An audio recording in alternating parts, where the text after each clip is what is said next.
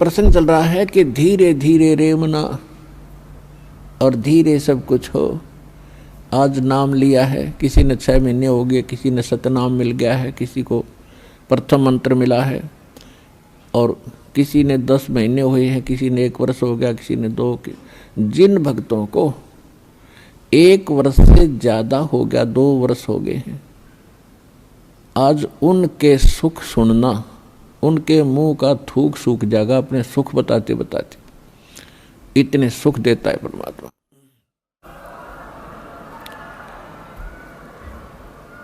और कुछ अनजान कहते हैं जी मैं 4 बार आ लिया, गण्या कोई लाभ सा विशेष नहीं हुआ।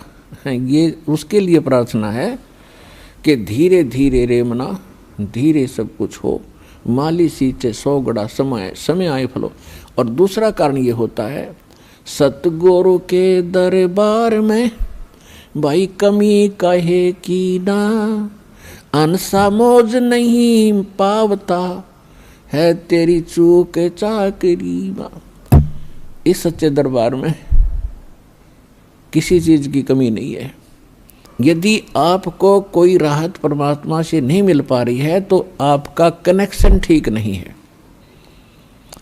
अपने आत्माओं, जैसे एक मेन लाइन आई है बिजली के तारों की, और वहाँ से पूरी कॉलोनी को कनेक्शन मिला हुआ है, और किसी एक व्यक्ति का पंखा नहीं चल रहा या मोटर नहीं चल रही या कोई भी आइटम नहीं चल रहा, तो उसका कोई और कारण हो सकता है।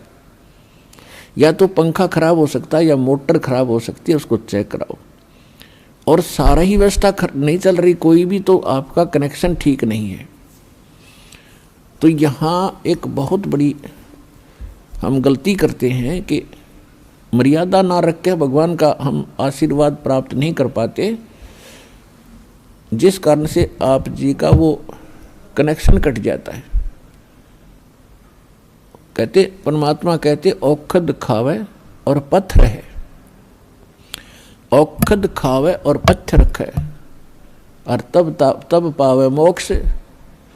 जैसे दवाई लेते हैं, औषधि लेते हैं, तो उसके साथ कुछ परहेज भी होते हैं।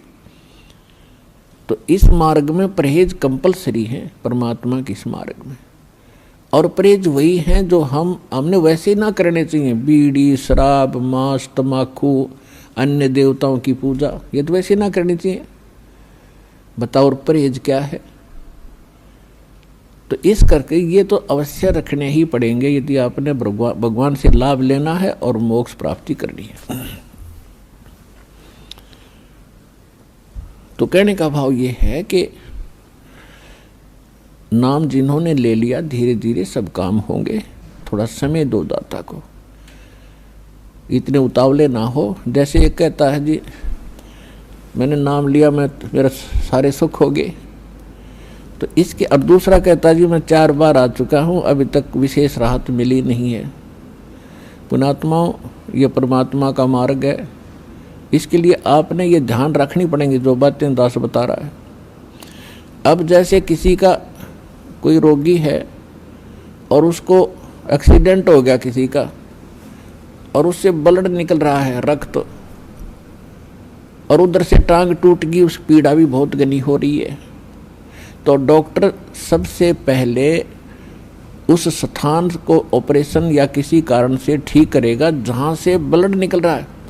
अगर उसका ब्लड निकल गया तो नाश मृत्यु हो जाएगी, और वो उस तरफ ध्यान नहीं देगा कि टांग टूट रही है और ये रो रहा है, चिल्ला रहा है कि मुझे पीड़ा है। डॉक्टर इलाज भी कर रहा है और वो ये सोच रहा है कि डॉक्टर का ध्यान न कोई नहीं, मैं मर गया, मेरी तो टांग टूट गई।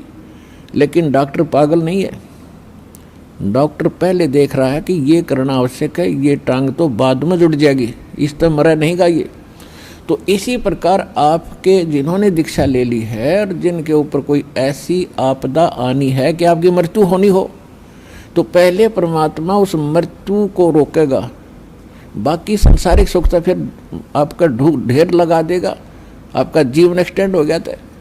तो इस बात को आप ध्यान रखना, यह कोई बालकों का लेख नहीं है, और इतने एक मनुष्य जीवन का मिलना हंसी खेल नहीं है।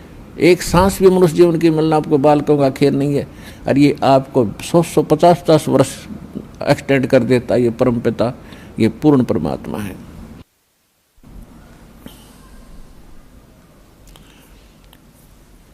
तो पुण्यात्मा, इन बातों पर ध्यान रखना जो दास आपको गाइडलाइन बता रहा है।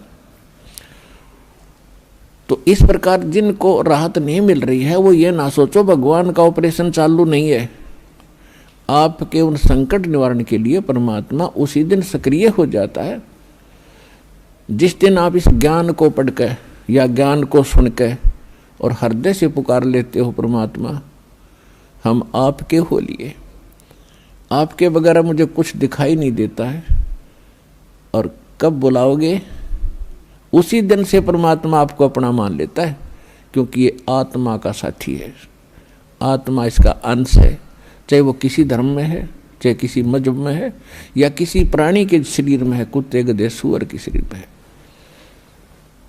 तो ये परमात्मा उसी दिन से आपको स्वीकार कर लेता है यदि आप हृदय से पुकारते। और जिस समय नाम ले लेते हो फिर तो बातें खत्म हो जाती है कि आपके कोई सुनवाई ना हो या आपके संकट दूर ना हो। उसके लिए यही कारण हो जाता है कि परमात्मा पहले वो संकट टालेगा जो तेरी जान को जोखिम करेंगे। आपको जीवन एक्सटेंड करके फिर धीरे धीरे तेरे सारे आपके सभी कार्य, आवश्यक कार्य जो होंगे सारे ठीक करेंगे। देखो ये भक्ति मार्ग है। यदि आप यहाँ आते हो बरवाला आश्रम में तो आपको सबसे पहले ये उद्देश्य बनाना होगा कि मुझे मोक्ष चाहिए। और जो ये कहते मैं फैक्ट्री लाऊं, मैं मंत्री बनूं, एमएलए बन जाऊं, मेरा आशीर्वाद दे दो गुरुजी, देखो ये आशीर्वाद यहाँ पर आपको नहीं मिलेंगे, क्योंकि ये तो भगवान से दूर करेंगे आपको। और हम ऐसा विष आपको खिला नहीं सकते जो आपका जीवन को हानि कर दे। डॉक्टर ऐसा अनजान नहीं होता। इसका कारण ये है कि जैसे कोठी बंगले आपको दे भी देगा भगवान तो आप परमात्मा से कोसों दूर होगे। और फिर क्या बताते हैं, सर्व सोने की लंका थी वो रावण से रणधीरम, एक पलक में राज विराजीव जम के पड़े जंजीरम।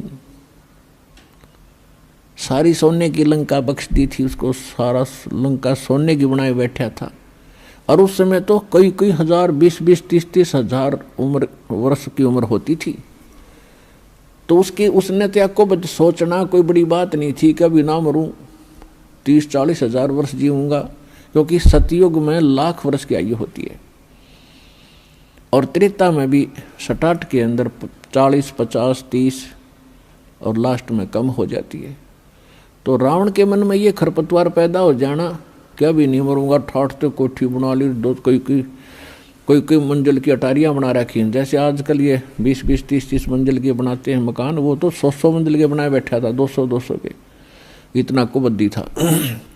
और सारे सोने के, ईंट और गारा सोने की, लिपाई सोने की। और उसने भी ये सोच रखा था भी नहीं मरूं, अरे ऐसा बक्कल उतरा, सह परिवार नष्ट हो गया। तो कहने का भाव ये है, परमात्मा कहते हैं कि क्या मांगो कुछ थिर न रहाई, ये देखत नैन चला जग जाई, 1 लख पूत 1.25 लाख नाती, उस रावण के दीवान बाती।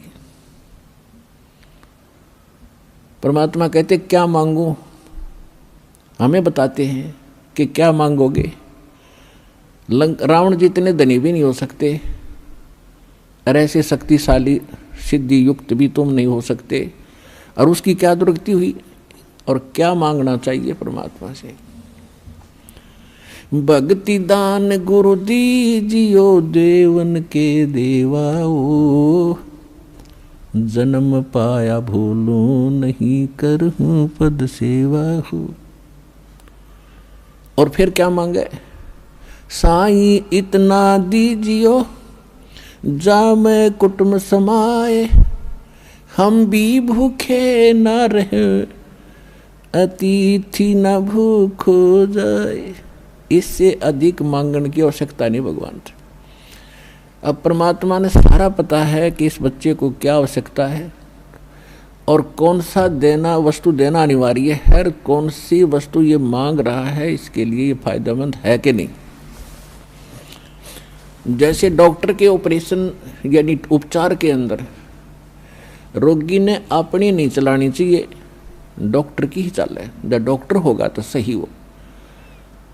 और डॉक्टर के उपचार के अंदर बीच में कोई टांग अड़ाता है अपनी कि नहीं नहीं मत ऐसे कर दो ऐसे कर, तू वैसे करवा ले लेकिन उसे लाभ कुछ नहीं होगा, वो रोग नहीं कटेगा।